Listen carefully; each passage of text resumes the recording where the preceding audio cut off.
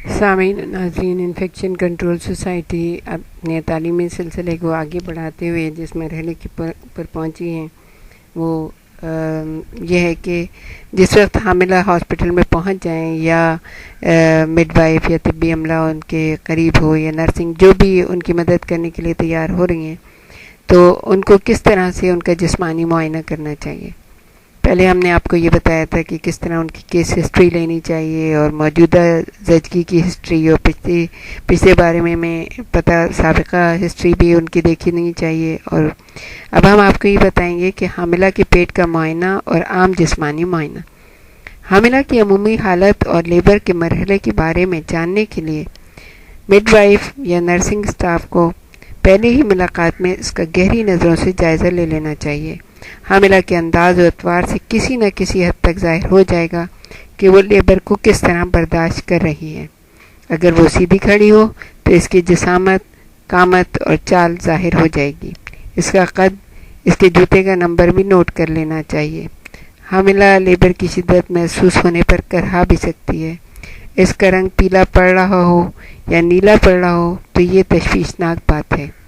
یعنی اگر رنگ چینج ہو جائے، کرہا سکتی ہے وہ، لیکن اگر رنگ چینج ہو جائے، جیسے کہ رنگ پیلا پڑ جائے اچانک سے یا نیلا ہو جائے، تو یہ بہت ہی تشویش کی بات ہے۔ فوراً ڈاکٹر کو مطلع کرنا چاہیے۔ حاملہ سے یورین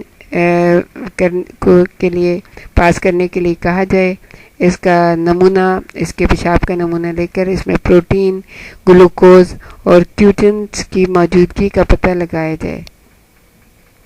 اس کا ٹمپریچر نوٹ کیا جائے، وہ معمول کے مطابق ہونا چاہیے، یعنی جتنا کہ ٹمپریچر ہوتا ہے اتنا ہی ہونا چاہیے۔ اگر ٹمپریچر زیادہ ہو تو اس کا سبب معلوم کرنا چاہیے۔ اگر اس کا سبب انفیکشن ہو، مثلا گیسٹرونٹرائٹس یا سانس کی بالائی نالی میں انفیکشن ہو، تو دوسری عورتوں یا ان کے بچوں کو بچانے کے لیے احتیاطی تدابیر کرنی چاہیے۔ جیسے کہ ایک ہی لیبر روم میں 2-3 خواتین ہوتی ہیں تو ان کو بچانے کے لیے ان کو علیحدہ رکھنا ہوگا۔ نبض کی رفتار دیکھنی چاہیے، لیکن یہ کام یوٹرس کے کنٹریکشن کے دوران نہ کیا جائے، کیونکہ اس دوران دل کی رفتار معمولی سی بڑھ جاتی ہے۔ بلڈ پریشر بھی ناپا جائے، اور اگر یہ معمول سے زیادہ ہو تو ڈاکٹر کو اطلاع دے دینی چاہیے۔ حاملہ کو بستر پر لٹا کر ان کے جسم کی سوجن کا بھی معائنہ کیا جائے۔ پیروں اور ٹخنوں پر معمولی سی سوجن ہو سکتی ہے، اس میں پریشانی کی کوئی بات نہیں ہے، لیکن انگلیوں یا چہرے پر سوجن اور اس کا پھولا ہونا تشویشناک ہے۔ اس کی اطلاع ڈاکٹر کو دی جانی چاہیے۔ پیٹ کا تفصیلی معائنہ کرنا چاہیے، جس کا ہم پہلے بھی بیان کر چکے ہیں اس سے پہلے ویڈیوز میں، اور اس کا ریکارڈ رکھنا چاہیے۔ ابتدائی مشاہدات زچگی کے دوران پورے عرصے کے دوران کیے گئے اقدامات کے لیے بنیاد فراہم کرتے ہیں۔ پیٹ کا معائنہ وقفے وقفے سے دہرایا جاتا ہے تاکہ فیٹس کے سر کے نیچے اترنے کی صورتحال کا پتہ لگایا جا سکے۔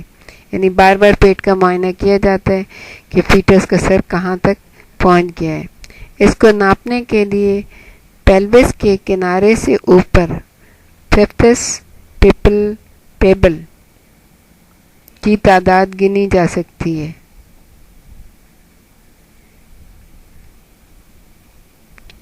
اب ہے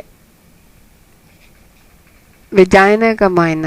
ہمیشہ پیٹ کے معائنے کی بات کرنا چاہیے۔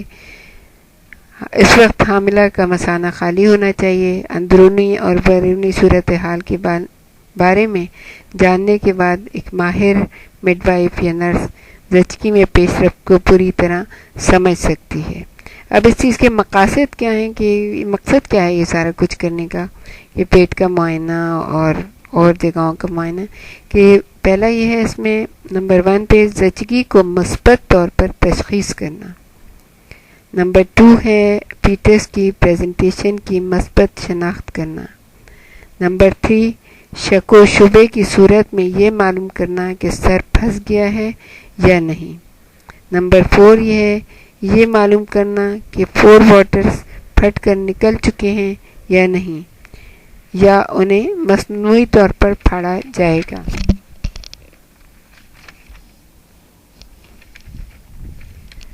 نمبر 5 ہے 4 واٹرز کے پھٹنے کے بعد کارڈ کو لٹکنے سے بچانا، خاص طور اس وقت جب پریزنٹنگ پارٹ پوری طرح فٹ نہ ہو۔ پھر ہے زچگی میں پیش رفت یا تاخیر کا اندازہ لگانا۔ پھر فیٹس کے سر پر الیکٹرو راڈ کا استعمال کرنا، الیکٹرووڈ۔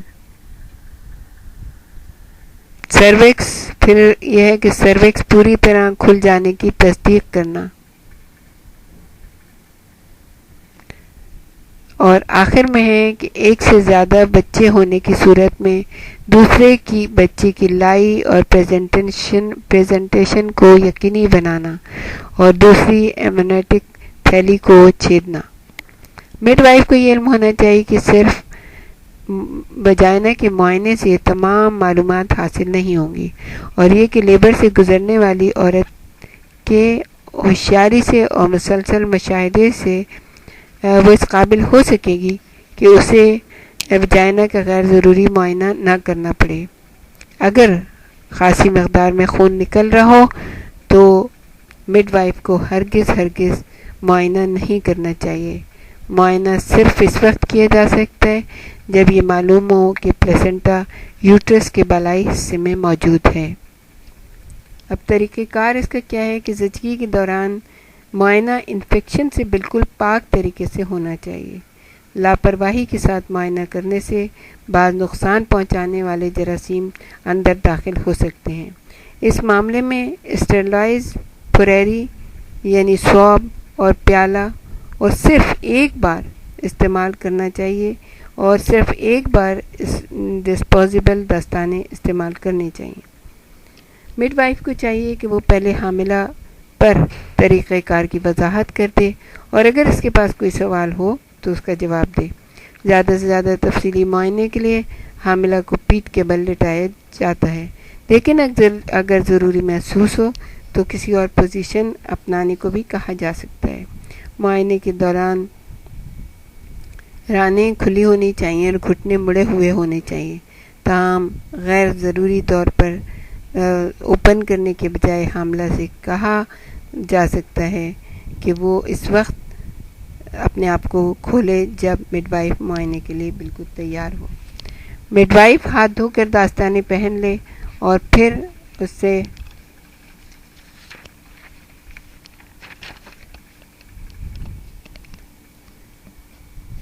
اس سے اپنے ہاتھ کو دوسرے ہاتھ کی پہلی 2 انگلیوں کو اینٹی سیپٹک کریم میں ڈبو لیا جائے، اور پھر انہیں نیچے اور پیچھے کی سمت آہستہ سے داخل کر دیا جائے، جب دہانے کو پہلے ہاتھ کے انگوٹھے اور پہلی انگلی سے کھول کر رکھا جائے۔ داخل کی گئی انگلیوں کا رخ اگلی دیوار کے ساتھ ہونا چاہیے اور انہیں مطلوبہ معلومات حاصل ہونے تک نکالنا نہیں چاہیے۔ منہ کو آہستہ سے کھولنا چاہیے، وجائنا کے منہ کو آہستہ سے کھولنا چاہیے، اور اس بات کا خیال رکھنا چاہیے کہ ہاتھ گھماتے وقت انگوٹھا میقت سے نہ چھو جائے، کیونکہ اس طرح انگوٹھا گندا ہو جائے گا اور